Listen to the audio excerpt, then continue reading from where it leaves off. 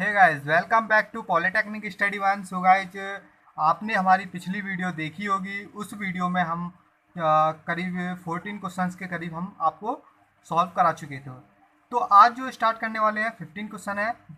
15वें question का first part, इसमें से दो पार्ट हैं। तो यहाँ पर सबसे पहला पार्ट आपको स्क्रीन पर ये क्वेश्चन है, उन दो रेखाओं के बीच का कोण ज्ञात करें जिनके दिक् अनुपात। तो दिक् अनुपात मैं आपको बता चुका था पिछली वीडियो में, दिक् अनुपात कैसे फाइंड आउट करते हैं, ठीक है। लेकिन यहाँ पर इस क्वेश्चन में दिए हैं दिक् अनुपात 1, और दूसरा दिया है -2, तीसरा दिया है इसमें 1, और 4, 3, 2, ठीक है ना। तो यहाँ से हमें क्या मिले हैं दिक् अनुपात। इन दिक् अनुपातों की सहायता से हम क्या ज्ञात करेंगे, दो रेखाओं के बीच का कोण। तो इसका क्या था, आपका फॉर्मूला था, जैसा कि ये आपके सामने है। ये आपका क्या है, फॉर्मूला है इसका, दो रेखाओं के बीच का कोण ज्ञात करने के लिए ये आपका फॉर्मूला है। ओके, तो यहाँ पर इस फॉर्मूले की सहायता से हम क्या करेंगे, कोण को फाइंड आउट करेंगे। तो सो गाइस, यहाँ पर क्या करेंगे, ये पहला दिक् अनुपात है, मतलब A1 का मान है ये, ठीक। तो यहाँ पर A1 का मान ये आ गया। ये क्या है, B1 का मान है -2, ठीक। ये क्या है, आपका C1 का मान है -1, ठीक। इसी प्रकार से ये A2 का मान है, इसी प्रकार से ये B2 का मान है, इसी प्रकार से ये C2 का मान है। क्यों?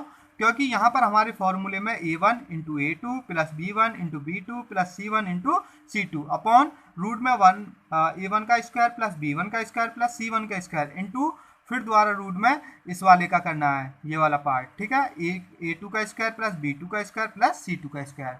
तो आसानी से आप इसका कोण निकाल सकते हैं। और सो गाइस, मैं आपको यहाँ पर बताना चाहूँगा, हर साल एक क्वेश्चन यहाँ से पूछा जाता है कोण का, ठीक है, कि कोण फाइंड आउट करो। यहाँ पर केवल आपके लिए दिक् अनुपात चेंज कर देगा, ठीक है ना।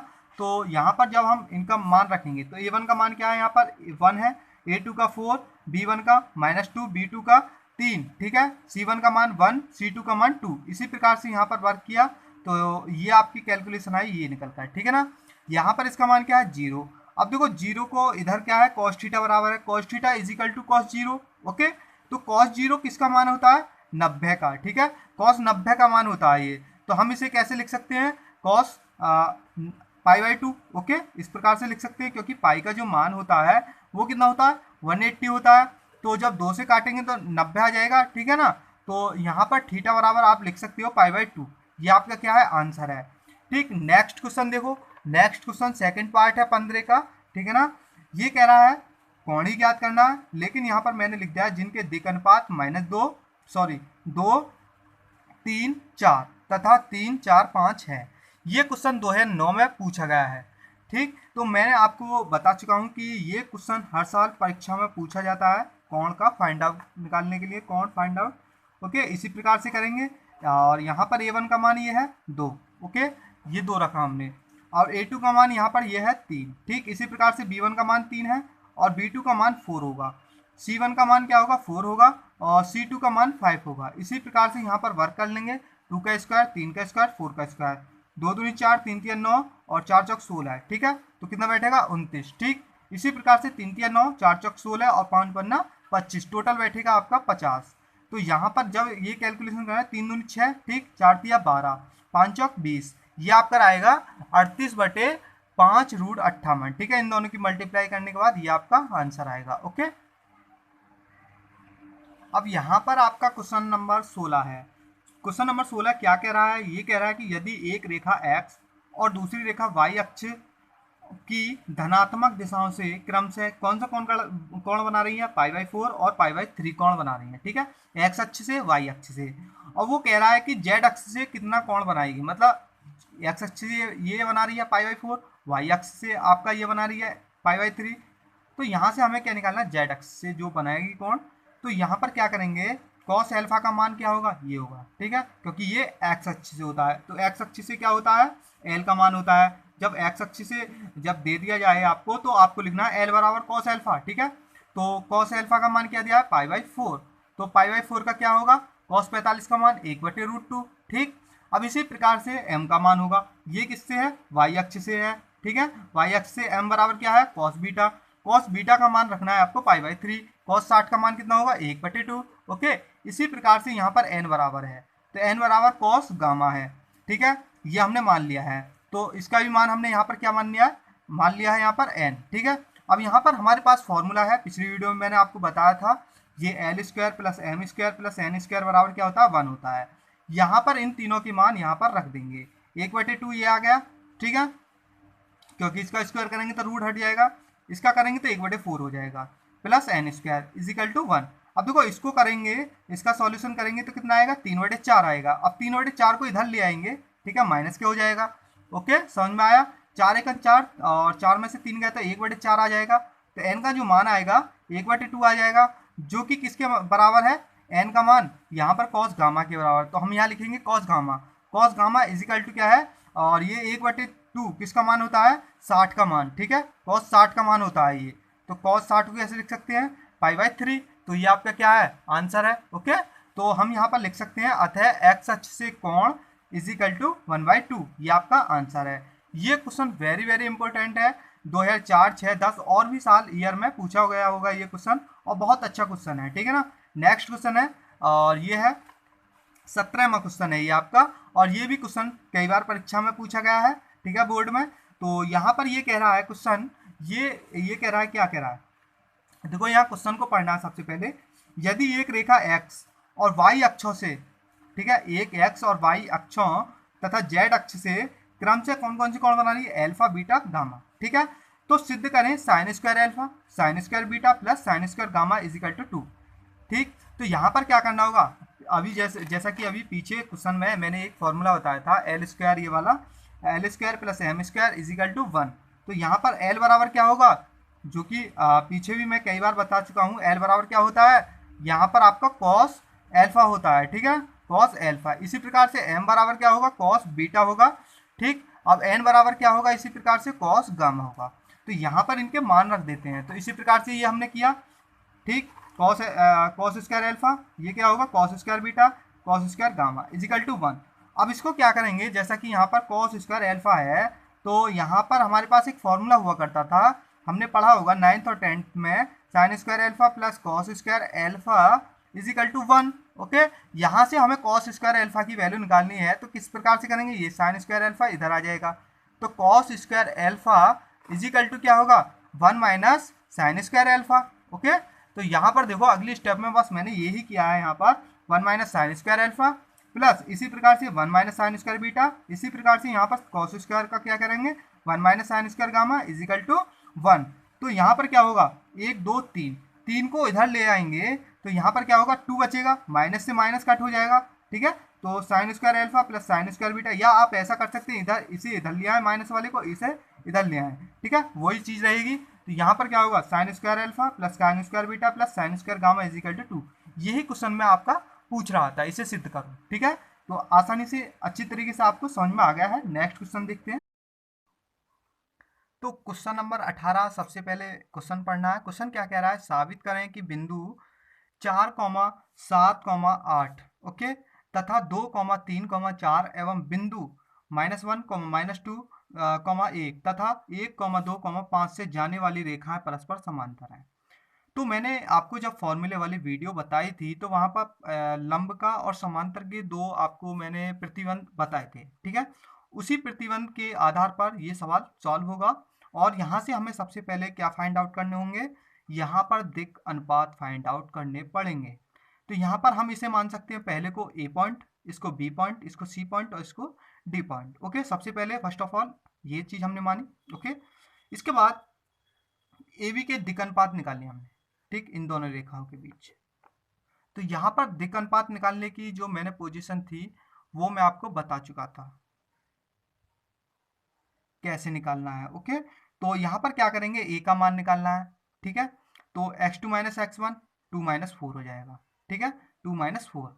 ओके, इसी प्रकार से b का मान, इसी प्रकार से c का मान, ठीक, समझ में आ गए होंगे आपके। इसी प्रकार सी डी के दिक् अनुपात निकालने हैं, तो ए बी सी इसी प्रकार से निकालने हैं, मतलब ये दोनों रेखा बची, इन दोनों के बीच निकालना, मतलब इसमें से इसको घटाना है, इसमें से इसको, इसमें से इसको। तो यहाँ पर क्या होगा, ये a1 ये b1 ये c1, ठीक है, इसको मान सकते हैं a2 b2 c2, ठीक। तो यहाँ पर आपके दो प्रकार के यहाँ पर दिक् अनुपात आ चुके हैं आपके पास। ओके, अब यहाँ पर हम लिखेंगे ए बी तथा सी डी परस्पर समांतर है, क्योंकि क्वेश्चन में कह दिया है साबित करें ये ए बी तथा सी डी परस्पर समांतर है। तो यहाँ पर लिखेंगे रेखाएं समांतर होंगी यदि प्रतिबंध, समांतर का प्रतिबंध मैंने आपको बताया था, A1 upon A2 equal to B1 upon B2 equal to C1 upon C2, मतलब ये तीनों बराबर होने चाहिए। तो जब हम यहाँ पर मान रखेंगे, देखो यहाँ पर मान रखते हैं 2 minus 2 upon 2, okay, minus 4 upon 4 equal to minus 4 upon 4। तो यहाँ पर हम जब इन्हें काटेंगे तो एक बार कट जाएगा, माइनस एक बार, ठीक है। तो यहाँ पर हम लिख सकते हैं माइनस एक इजिकल टू माइनस एक इजिकल टू माइनस एक। तो अतः ये समांतर होंगे, ओके। इस प्रकार से ये हमें सवाल सॉल्व करना था। सो गाइज अब आपके सामने है क्वेश्चन नंबर 19। ये क्वेश्चन कह रहा है साबित करें मूल बिंदु को 2,1,1 से मिलाने वाली सरल रेखाएं बिंदुओं 3,5,-1 तथा 4,3,-1 से जाने वाली रेखाएं परस्पर लंब हैं, ठीक है। तो पिछला जो क्वेश्चन था क्वेश्चन नंबर 18, वहां पर क्या था, समांतर है, लेकिन यहाँ पर एक पॉइंट उसने जोड़ा मूल बिंदु को। तो यहाँ पर हम क्या करेंगे, मूल बिंदु कौन से होते हैं, 0,0, ठीक है। ये हमने ए पॉइंट माना, ये बी, ये सी और ये आपने डी मान लिया, ओके। तो यहाँ पर इसी प्रकार से जैसे कि पिछले क्वेश्चन में हमने दिक्कनपात निकाले थे, तो इसी प्रकार से यहाँ पर क्या करेंगे, दिक्कनपात फाइंड आउट करेंगे, ठीक। तो यहाँ पर क्या करेंगे, दिक्कनपात निकालने हैं। सबसे पहले निकाल लेते हैं इन दोनों के, फिर उसके बाद ये दोनों, ओके। तो ए बी के दिक्कनपात कैसे निकालें, 2 में से 0 गया, पहला आ जाएगा 2, ओके। 1 में से 0, ठीक, 1, 1 में से फिर 0, 1, एक तो ये आ गया दिक्कनपात ए बी के। अब दूसरे निकालने सी डी के दिक्कनपात, ओके। तो यहाँ 4 से 3, 4 से 3, 3 से माइनस करेंगे 5, अब -1 से यहाँ पर माइनस करेंगे -1, तो यहाँ प्लस हो जाएगा। तो यहाँ पर क्या होगा, 0, ये -2, ये 1, ये आपके दोनों आ गए हैं दिक्कनपात निकल कर। इसके बाद हमारा जो प्रतिबंध था लंब वाला, वो क्या था, A1 into A2 plus B1 into B2 plus C1 into C2 equal to 0। मतलब इनको जोड़ने के बाद, इनकी गुणा करने के बाद इन दोनों की, और ये जो है 0 आना चाहिए। तो हम यहाँ पर क्या कर लेंगे, LHS ले लेंगे। तो LHS बराबर क्या करेंगे, A1 का मान रखेंगे, A1 का क्या है 2, A2 का क्या है 1, इसी प्रकार से B1 का, B2 का, और देखो इनकी मल्टीप्लाई करोगे 2 आएगा, ये -2, ये 0 हो जाएगा पूरा, ठीक है। 2 में से 2 गया, क्या आएगा, यहाँ पर 0 आ जाएगा आपके सामने, ओके, ठीक। क्वेश्चन नंबर 19 आसानी से समझ में आ गया आपके, ये क्वेश्चन 19 था।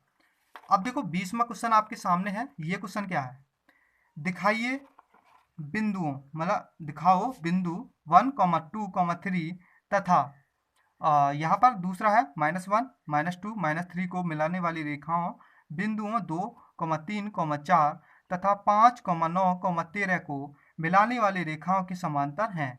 देखो यहाँ पर, यहाँ से यहाँ तक आपके 4 पॉइंट दे दिए हैं। सबसे पहले हमें क्या करना होगा, यहाँ पर जैसा कि अभी पीछे क्वेश्चन नंबर 18 बताया था समांतर वाला, वो इसी प्रकार से करना है सबसे पहले, ठीक। यहाँ पर दूसरी शर्त जोड़ी है इसने, तथा बिंदुओं -2, 1, 5 तथा 3, 3, 2 को मिलाने वाली रेखाओं के लंब पता है, ठीक है। तो यहाँ पर क्या करना होगा, सबसे पहले हमें क्या करना होगा, देखो यहाँ पर जैसे हमने पॉइंट मान लिए A B C D, ठीक है, ऊपर वाले ये जो पॉइंट है A B C D, ठीक है, इनका दिक्कनपात निकालेंगे इन दोनों का। उसमें क्या करेंगे, समांतर का निकल आएगा। जब समांतर का निकल आए तो ये जो पॉइंट है इन्हें, इसे P मान लेंगे, इसे Q मान लेंगे, ठीक है। तो ये इसके जो निकलेंगे उसके समांतर रखेंगे और लंब का निकालेंगे, ओके। इस प्रकार से करते हैं इसको सवाल को। अब देखो यहाँ पर A1 निकाला हमने, ठीक है, जो AB के दिक्कनपात हैं। सबसे पहले AB के दिक्कनपात निकाल लेते हैं। तो x2 - x1 -1, ठीक है, तो -2, -4 हो जाएगा ये -6। तो AB के निकल आए हैं ये, ठीक है, किसके हैं ये, AB के दिक्कनपात, ओके। अब देखो नेक्स्ट है यहाँ पर रेखा CD के दिक्कनपात, ओके। तो यहाँ पर क्या करेंगे, CD के निकालेंगे इसी प्रकार जैसे कि अभी निकालते आए हैं पीछे से भी हम, ठीक है। यहाँ पर ही आ जाएंगे 3, 6, 9, ओके। समझ में आ गए होंगे आपके कैसे निकाले हैं। अब क्या करेंगे, समांतर वाला जो प्रतिबंध था वो लगाएंगे। तो ये समांतर वाला प्रतिबंध था हमारा, ठीक। यहाँ पर रखो आप -2/3, -4/6, -6/9। तो यहाँ पर रहेगा ये तो किसी से कट नहीं रहा, ये 2 से कट जाएगा, 2 तिया 6, 2 दूनी 4, ये होगा -2/3। ये कितना आएगा 3, ये 2, तो ये क्या आ रहा है, तीनों बराबर आ रहे हैं, तो अतः ये समांतर है। अब नेक्स्ट उसने दूसरी जो शर्त जोड़ी थी, अतः रेखा ए बी और सी डी परस्पर समांतर है। ये तो यहाँ से यहाँ तक सिद्ध हो गया। नेक्स्ट उसने बोला था पुनः हमें क्या करना होगा, माना बिंदुओं P और Q को मिलाने वाली रेखा PQ है तथा इसके दिक्कनपात A3, B3 और C3 हैं, ठीक है ना। यहाँ से हम इनके दिक्कनपात निकाल लेते हैं। ये 2 पॉइंट दिए थे उसने, ओके, तो जब हम यहाँ से दिक अनुपात निकालेंगे तो क्या करेंगे, 3 में से ये घटाएंगे, 3 और 2 5 हो जाएगा। अब 3 में से 1 घटाएंगे तो 2 हो जाएगा, 2 में से 5 घटाएंगे -3 हो जाएगा। अब दो रेखाएं जो सबसे पहले हमें ए बी वाले थे दिक अनुपात, ये वाले देखो यहाँ पर शुरू में देखना है आपको, ये निकाले थे हमने ए बी के दिक अनुपात, यहाँ पर रखेंगे। ठीक है, पहला तो ये हो गया दिक अनुपात। अब दूसरे उसने पॉइंट बोला था ये वाले, तो इन दोनों को लंबवत, दो रेखाएं ए बी तथा पी क्यू लंबवत होंगे। ओके, ठीक, तो यहाँ पर क्या करेंगे, उन वाले दिक अनुपात को, ए वन क्या था -2 निकल कर आया था, बी वन क्या था -4, सी वन क्या था -6, ए थ्री आपके सामने है, इनकी मल्टीप्लाई करेंगे तो 5 दूनी 10, 4 दूनी 8, 18 हो जाएगा माइनस के, 6 तिया 18, ये प्लस का 18, तो 18 में से 18 गया 0। ओके, क्वेश्चन नंबर ये आपके समझ में आ गया होगा, क्वेश्चन नंबर 20। ओके, अच्छी तरीके से समझ में आ गया होगा। अब नेक्स्ट क्वेश्चन और इस वीडियो का लास्ट क्वेश्चन है, ठीक है ना, और ये आपकी एक्सरसाइज समाप्त हो जाएगी। नेक्स्ट चैप्टर अगली वीडियो में डिस्कस करेंगे, सबसे पहले फॉर्मूले पर और उसके बाद एक्सरसाइज पर डिस्कस करेंगे। तो हमारी तरफ से आपके 3 चैप्टर बचे हैं, ठीक है, 2 चैप्टर इसी से रिलेटेड है, समतल वाला, ठीक है, ये वाला चैप्टर बचा है आपका एक, और एक चैप्टर पीछे छूट गया है, ठीक है ना, वो सभी चैप्टर आपके बता दिए जाएंगे। ठीक, अब देखो नेक्स्ट क्वेश्चन देखते हैं, क्वेश्चन नंबर 21 है, वीडियो का last question. Okay, so guys इससे पहले मेरी आपसे रिक्वेस्ट रहेगी, प्लीज़ जितने भी पॉलिटेक्निक के स्टूडेंट हैं और जो मैथ की तैयारी कर रहे हैं, उन तक हमारी सभी जो वीडियो हैं प्लेलिस्ट में जाकर पूरी प्लेलिस्ट आपको शेयर करनी है। ओके, तो जिससे क्या होगा, उनके मैंने देखो आपको पता है मैंने एक एक क्वेश्चन सभी एक्सरसाइज के सभी क्वेश्चन बताए हैं ऑलरेडी, ठीक है, जितने भी एक्सरसाइज के सभी क्वेश्चन मैंने पूरी तरीके से बताने की कोशिश की है, एक दो क्वेश्चन रह भी गया होगा तो मैं उन्हें भी करा दूंगा। ठीक है, व्रत वाले कुछ क्वेश्चंस बचे हैं, उसके ऊपर वीडियो आएगी लास्ट में। ठीक है, जब सभी चैप्टर समाप्त हो जाएंगे लास्ट में व्रत के बचे हुए क्वेश्चंस मैं कराऊंगा। ठीक है, वो बचे हैं आपके क्वेश्चन। सो गाइज आपको हमारी वीडियो की जो सेकंड सेमेस्टर की प्लेलिस्ट है मैथ की, और लेक्चर्स आपको शेयर करने हैं जितने भी पॉलिटेक्निक के सेकंड सेमेस्टर के स्टूडेंट हैं। क्वेश्चन नंबर 21 है, यदि ए पॉइंट ये है, बी पॉइंट ये, सी पॉइंट ये, डी पॉइंट ये, 4 बिंदु हैं, तो रेखाखंड ए बी का रेखा सी डी पर, ए बी का रेखा सी डी पर प्रक्षेप ज्ञात करें। ठीक है, ये यहाँ पर मेन पॉइंट ध्यान देने वाली बात है, ए बी का रेखा सी डी पर प्रक्षेप ज्ञात करें। यहाँ पर हमें लैंग्वेज देखनी पड़ेगी क्या कह रहा है यहाँ से। यदि वो कहे सी डी का रेखा ए बी पर प्रक्षेप ज्ञात करे तो अलग अलग तरीके से करना होगा, लेकिन यहाँ पर कहा है उसने ए बी का रेखा सी डी पर प्रक्षेप ठीक ज्ञात करे तथा दिखाएं रेखा ए बी ये सी डी पर लंब है। ओके, तो यहाँ पर ये चीज भी हमें शो करनी है। ठीक, तो यहाँ पर क्या करेंगे, सबसे पहले मैंने आपको एक फॉर्मूला बताया था ए बी का सी डी पर प्रक्षेप का, x2 माइनस x1 into L plus y2 minus y1 into M plus z2 minus z1 into N.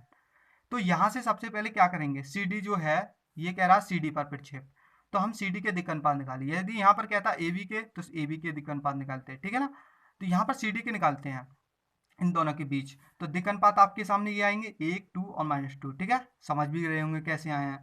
अब सी डी की हमें क्या निकालनी होंगी, दिक्कौज्जा, क्योंकि इसकी दिक्कौज्जा नहीं दी है, ये सी डी पर पूछ रहा है और ये क्या है आपकी दिक्कौज्जा है। ठीक है, फॉर्मूले के अनुसार सब चीज़ निकालनी होगी। तो एल कैसे निकालेंगे, ए अपॉन रूट में a square plus b square plus c square.